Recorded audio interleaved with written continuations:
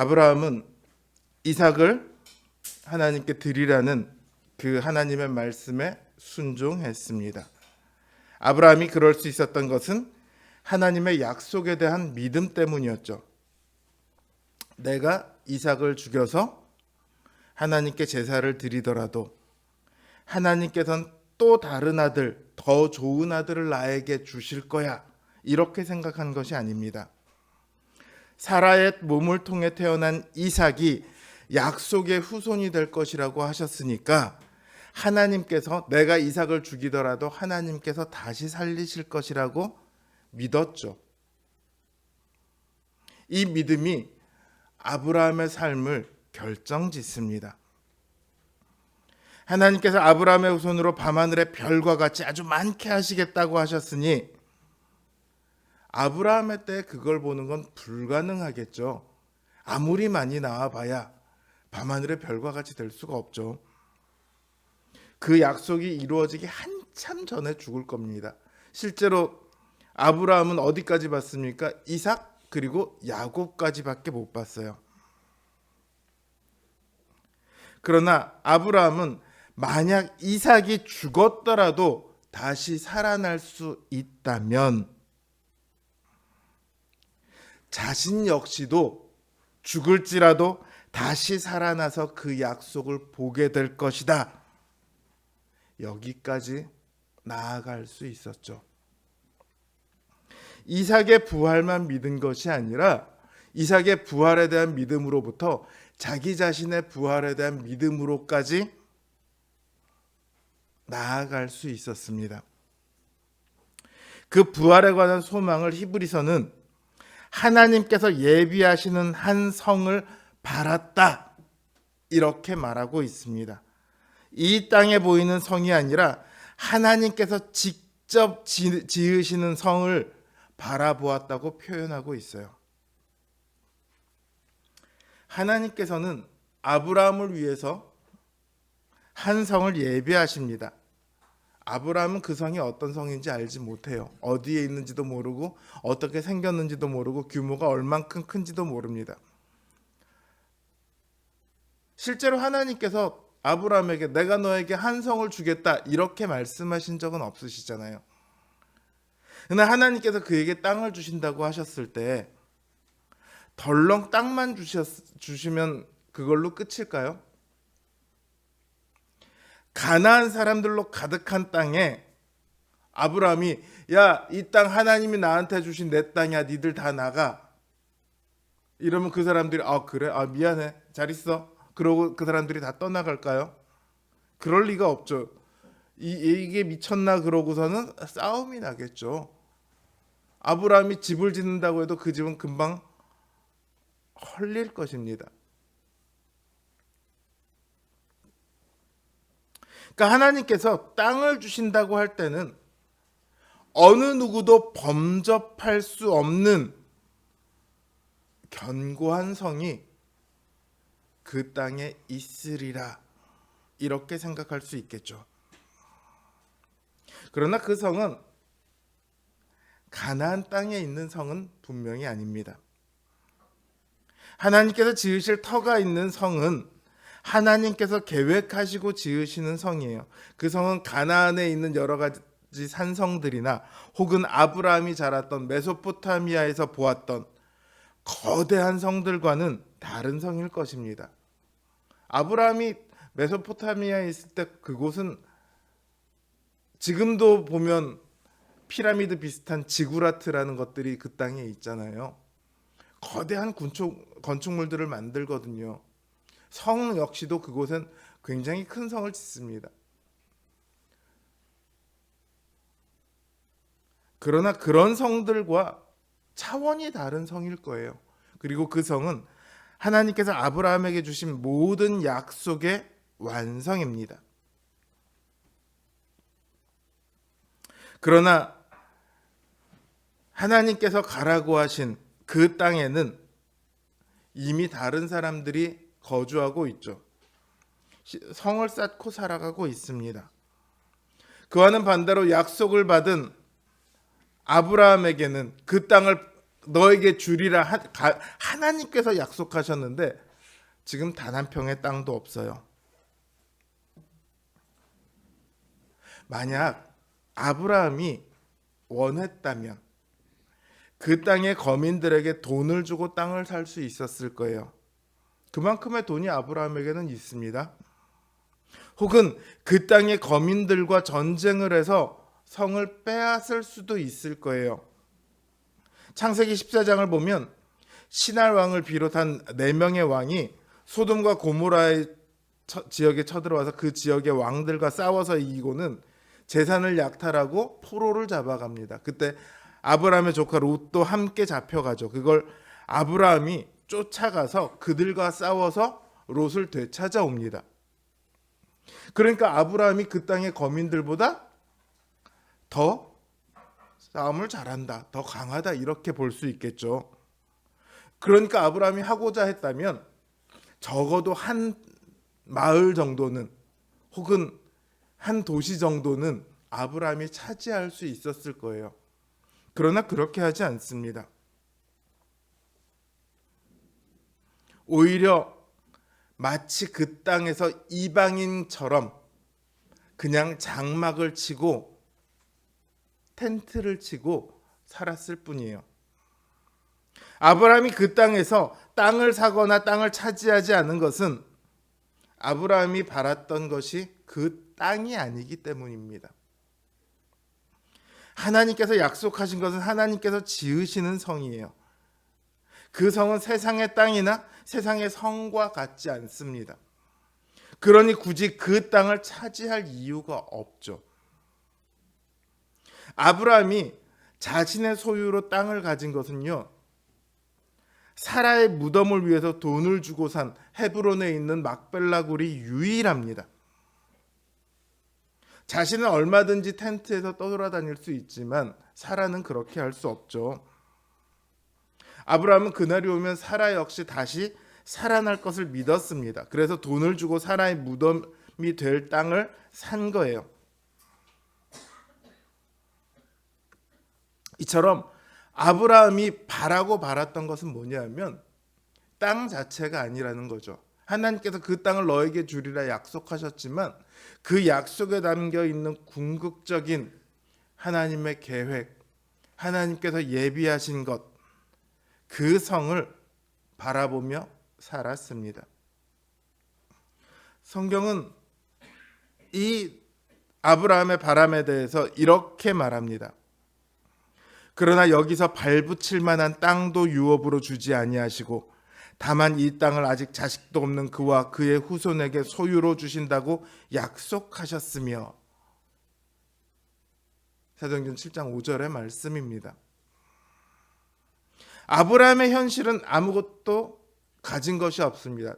물론 돈도 있고 양도 있고 어느 정도 사람들도 있습니다. 그러나 적어도 그 땅을 가진 것은 없어요. 그러나 그에게는 그 땅보다 더 크고 더 값진 약속이 있습니다. 비록 당장은 그 약속이 이루어질 조금의 기미도 보이지 않아요. 하지만 그 약속이 언젠가는 성취되리라는 것을 아브라함은 조금도 의심하지 않았습니다. 그래서 아브라함은 기다립니다. 자기만 기다린 것이 아니라 아들 이삭도 손자 야곱도 함께 그 땅에 거하며 기다립니다. 아내 사라의 무덤도 그곳에 만들죠.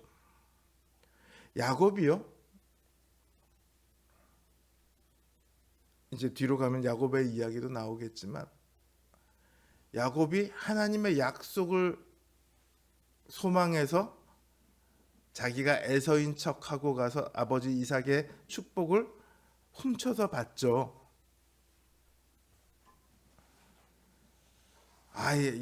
야곱이 나쁜 놈, 사기쳤어. 우리는 이것만을 생각하지만 성경이 정작 말하고 있는 것은 야곱이 그 약속을 간절히 바랬다는 것입니다. 아브라함과 야곱이 같이 사는 시간이 약 15년 정도 돼요. 그 시간 동안 야곱은 아브라함의 그 믿음을 보았고 아브라함이 바라는 그 약속을 봤던 거예요. 얼마나 간절하게 기다렸는가 그걸 보았던 거죠.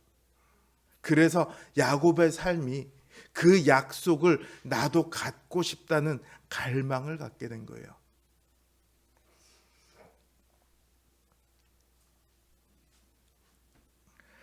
아브라함은 이처럼 그 약속에 대한 강렬한 갈망을 갖고 있습니다. 그러나 그럼에도 그날은 오지 않고 있습니다.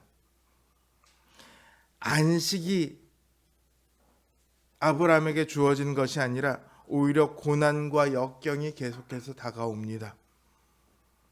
약속의 날은 가까워지기는커녕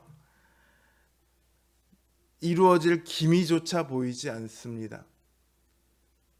그럼에도 불구하고 아브라함은 죽는 그 순간까지 흔들리지 않고 견고하게 믿음을 지켰습니다. 믿음으로 죽는다는 것, 믿음 안에 죽는다는 것, 죽는 그 순간까지 그 믿음을 놓지 않았다는 것이죠. 하나님께서 아브라함에게 행하신 일, 이삭을 주시고 이삭을 살리신 그 일을 통해 아브라함의 삶은 이제 이 땅의 삶 그 너머 곧 영생을 바라는 삶이 되었습니다. 그래서 그는 이 땅에서는 나그네고 이방인이지만 하나님께서 지으실 그 성에서 영원히 살게 될 것을 꿈꾸며 그날을 기다렸습니다. 뒤집어서 말하면 그 날을 꿈꾸었기에 이 땅에서 나그네로 지내며 그날을 기다린 거예요. 자신이 죽기 전에 그날을 보지 못할 것입니다. 그러나 괜찮습니다. 대를 이어가며 그날을 기다릴 거예요. 그날이 언제일지는 모르지만 분명히 올 겁니다. 원래 기다림은 고통입니다. 기다림은 또 두려움이기도 하죠. 언제 올지 모르기 때문에 고통스러워요. 지금 이 고통을 받고 있는 사람들이 제일 원하는 건요, 이 고통이 당장 사라지는 것, 그게 제일 좋겠지만 그만큼이나 간절하게 원하는 게 뭐냐면 이 고통이 언제 끝날지를 좀 알았으면 좋겠다. 사람들이, 고통 속에 있는 사람들이 안타깝지만 가끔가다 자신의 생명을 끊는 경우는요, 이 고통이 언제 끝날지 알 수 없어서 그래요. 이 고통이 계속될 것 같아서 그래서 그래요. 나는 이 고통을 더 견딜 수가 없어. 그래서 목숨을 끊습니다. 그러나 고통이 언제 끝난다는 것을 알기만 하면 힘들지만 그래도 어떻게든지 버텨볼 소망이 생기죠. 기다림은요, 그래도 고통이고 혹시 그날이 오지 않을까 하는 두려움입니다. 그러나 좀 전에도 말씀드렸던 것처럼 확실함이 있다면 그것은 고통이 아니에요. 시험 공부를 안 한 사람에게 시험은요, 두려움입니다. 그러나 시험 공부를 많이 한 사람에게 시험은요, 역시 두렵지만 한편으로 설레임이 있어요. 아, 이번에 내가 시험 공부 완전히 많이 했는데 이번 시험 내가 잘 볼 수 있겠지? 그런 설레임이 있는 거죠. 기대와 확신이 있으면요, 기다림은요, 설레임으로 바뀌어요. 기대와 확신이 있으면 그날은 가장 기쁜 날이며 그날을 기다리는 순간도 설레는 시간이 되는 거예요. 아브라함은 그날을 설레는 마음으로 기다렸을 거예요. 이삭도 그랬고 야곱도 그랬고 믿음의 후손들도 그랬어요. 그리고 그날을 기다리는 것은 아브라함과 그 후손들만은 아니죠. 또 누가 그 날을 기다리고 있을까요? 그 날을 가장 기다리는 분은 바로 하나님이십니다. 하나님께서는 우리에게 기대가 있으세요. 그래서 우리를 부르셨고 우리에게 약속을 주셨죠.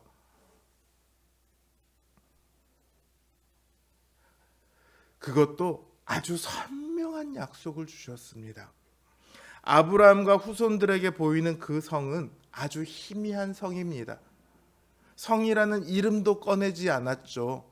나중에 다윗 때에 가서야 거룩한 성 예루살렘이란 이야기가 나오지만 적어도 아브라함과 족장들의 시대에는 그런 이야기가 나오지 않죠. 가나안 땅 어디를 봐도 하나님께서 지으실 성은 그 형태가 보이지 않아요.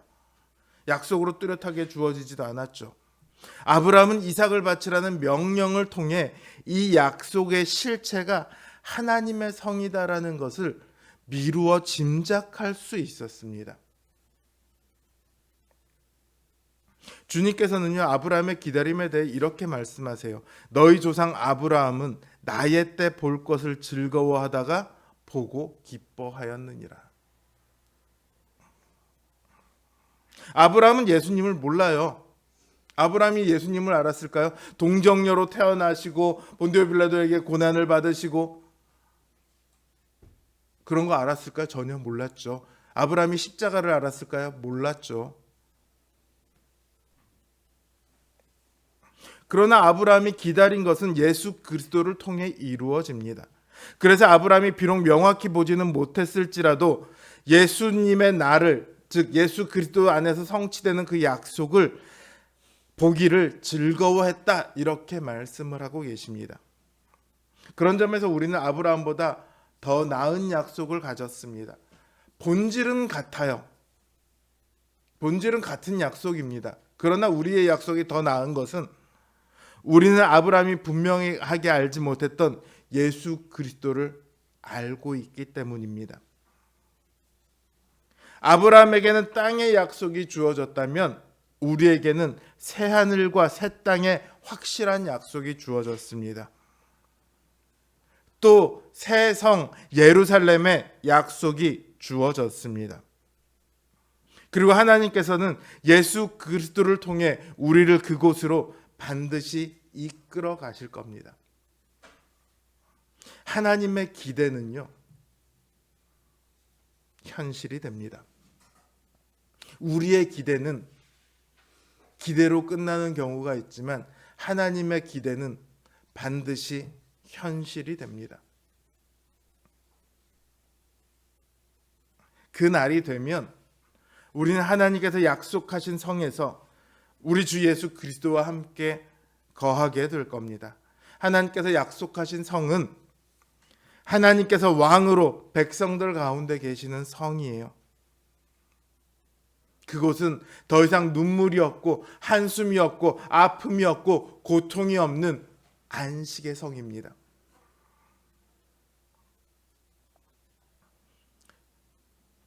주님의 백성들은 하나님과 함께 그 영광스러운 도성에서 기쁨을 만끽하며 풍성한 영생을 누리게 될 것입니다.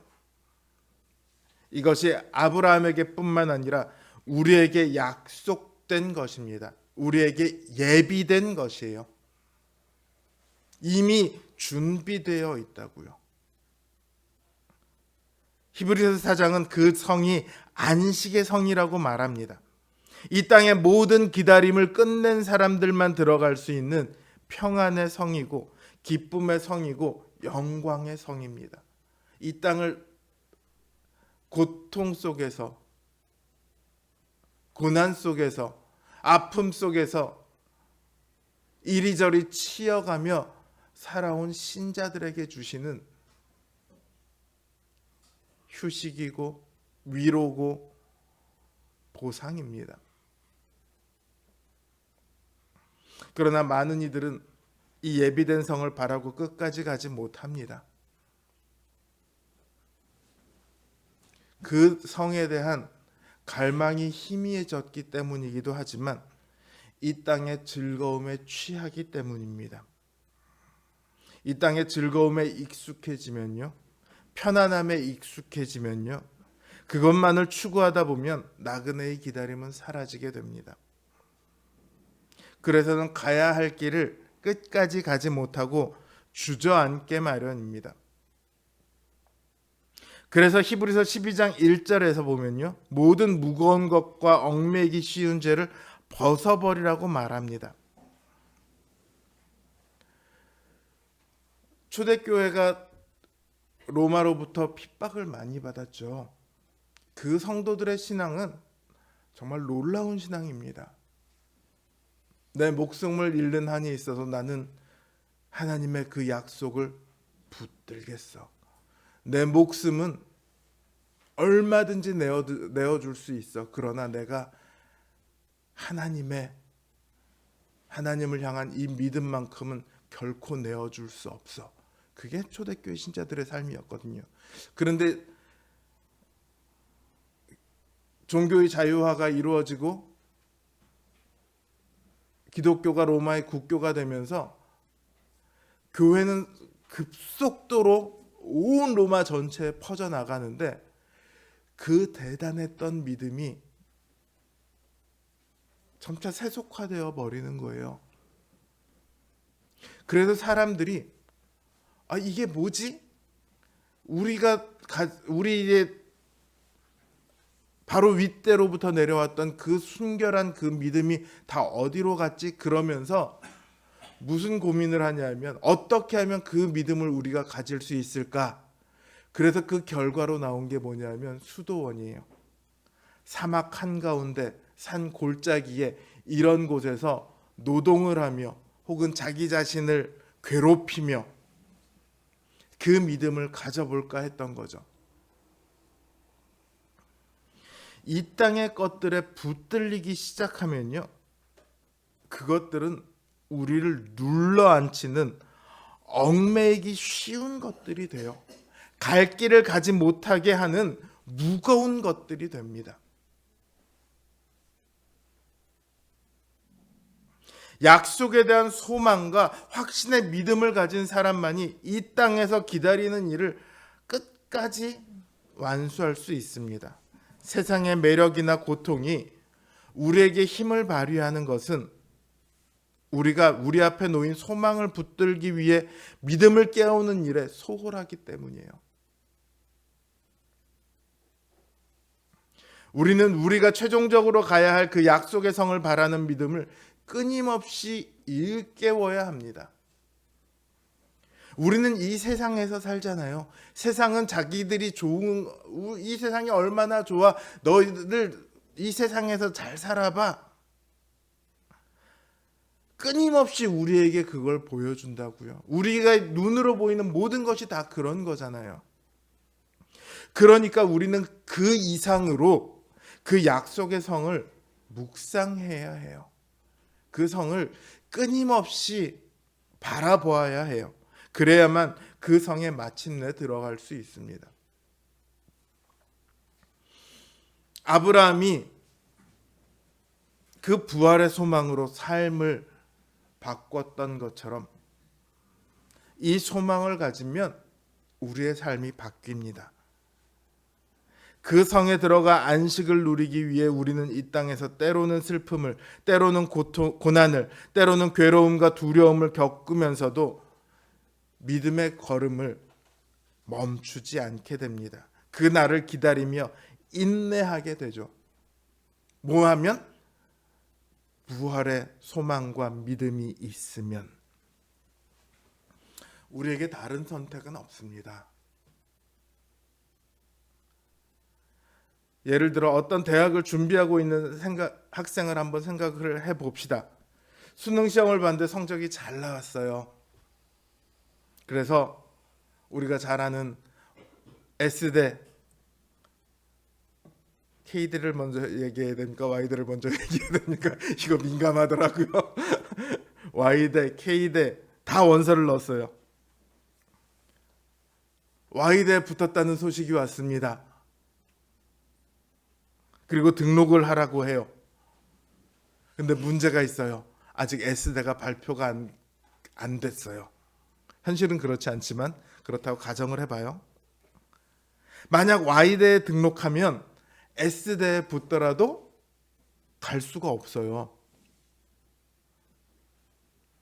자, 어떻게 해야 할까요? Y대 등록을 해야 할까요?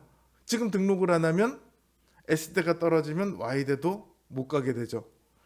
그렇다고 Y대 등록을 해버리면 S대가 붙었을 때 S대를 못 가게 되죠. 어떻게 해야 되죠? 보통 이럴 때 목사님을 찾아가서 목사님 어떻게 해야 됩니까? 기도해 주세요. 혹은 이건 아주 괜찮은 편이고 무당을 찾아가죠. 어디를 가야 됩니까? 어떻게 해야 됩니까? 자기가 판단을 할 수 없으니까 누군가의 판단을 요청하는 거죠. 그런데 만약 시험을 아주 잘 봤다면, 전국에서 10등 안에 들어가는 성적이 나왔다면 그런 고민할까요? S대 무조건 합격이잖아요. 전국 10등이면 제일 센 의대도 그냥 들어갈 수 있죠. 그럼 Y대 등록을 할까요? 안 하겠죠. S대 발표가 날 때까지 기다리겠죠. 우리의 기다림이 마치 이와 같습니다. 차라리 대학이면 다행이죠. 그 다음에 시험 보면 되잖아요. 아니면 조금 못해도 Y대 그냥 가면 되잖아요.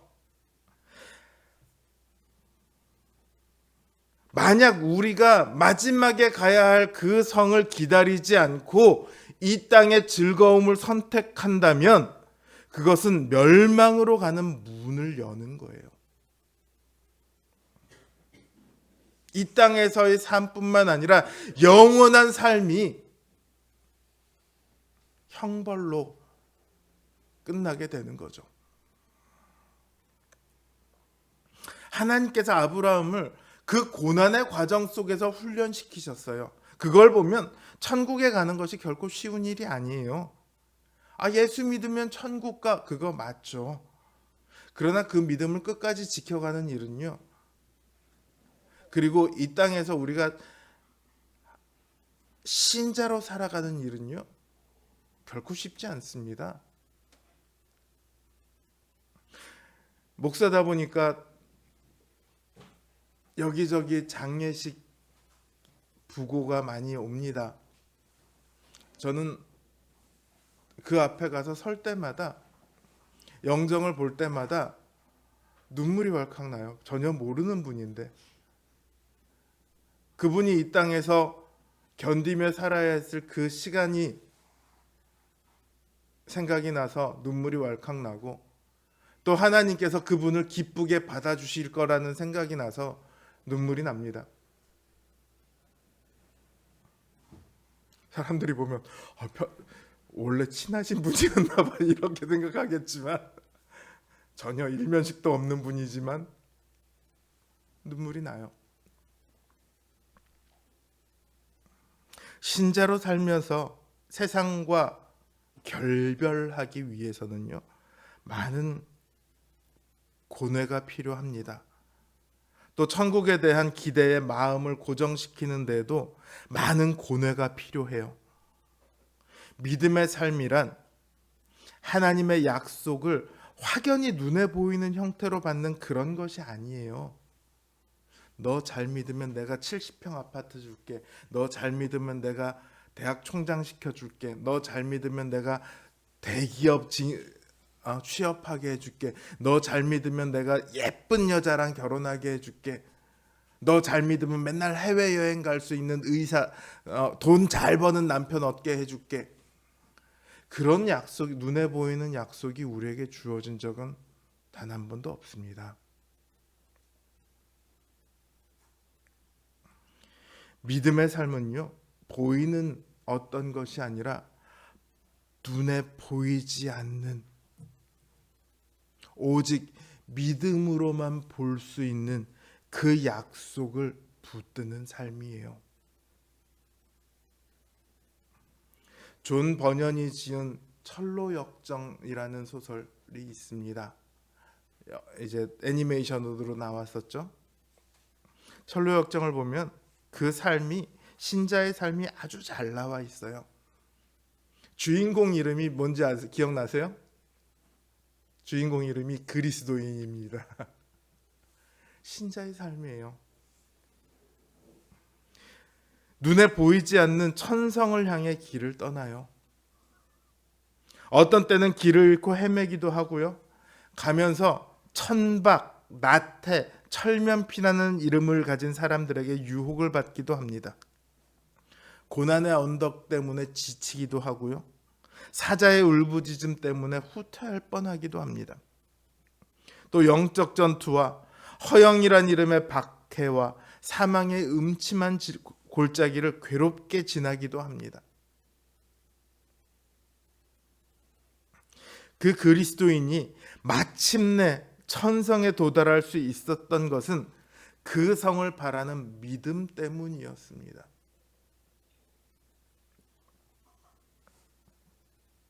그게 신자의 삶이거든요. 우리는 이 땅에서 끊임없이 걸어가는 나그네의 삶을 살아야 합니다. 언제라도 떠날 수 있게 이 땅의 것들에 마음을 주지 말아야 합니다. 그것들에 사로잡히면요, 그게 아까워서 못 가는 거예요. 왜 가끔 가다가 사소한 것에 욕심 부리다가 크게 실패를 보는 사람들이 있잖아요. 야, 지금 그거 버려야 되는데 그걸 못 버려서 크게 손해보는 사람들이 있어요. 예를 들어 사기를 당하는 사람들을 보면 처음부터 사기를 몇 억씩 치지 않아요. 처음에 2천만 원, 그 다음에 3천만 원. 근데 이미 들어간 돈이 있으니까 이 돈이 아까워서 더 많은 돈을 줘요. 다 한꺼번에 갚아줄게, 이 말만 믿고. 그 조금의 손실이 아까워서 큰 손해를 보게 되는 거죠. 이 땅의 것에 사로잡히면 그렇게 되는 거예요.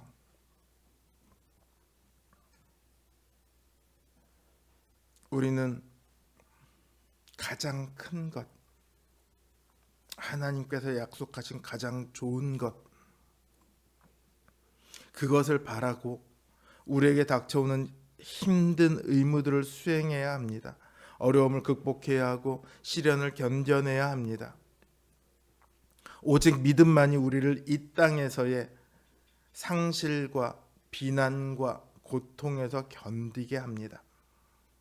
약속의 그날이 오기까지 우리는 기다려야 합니다. 우리가 죽기 전에 그날이 오지 않을 수도 있죠. 그런데 어때요? 죽는 그 순간이 약속이 이루어지는 그날인데요. 이 땅의 모든 시간은 믿음이 없으면 고통의 시간입니다. 그러나 믿음으로 기다리는 사람에게는 마치 소풍 전날의 두근거림과 같은 설레임의 시간입니다. 여기 상계동에 유명한 시인이 한 분 사셨죠. 천상병 시인. 귀천이라는 시가 수락산 먹자골목 입구 쪽에 써 있어요. 나 이제 돌아갈래. 근데 그 귀천이라는 시의 부제가 예배더라고요. 전 그 시를 보고 깜짝 놀랐었어요. 우리는 돌아가야 해요. 그리고 그 돌아갈 그 소망을 품는 그 설레임으로 이 땅을 예배로 살아가는 거예요. 믿음으로 견디면, 믿음으로 산다면 우리의 삶은 그 설레임으로 가득 차게 될 겁니다. 이 땅의 기다림을 끝까지 잘 견뎌내는 우리 믿음의 성도님들 되시길 주님의 이름으로 기원합니다.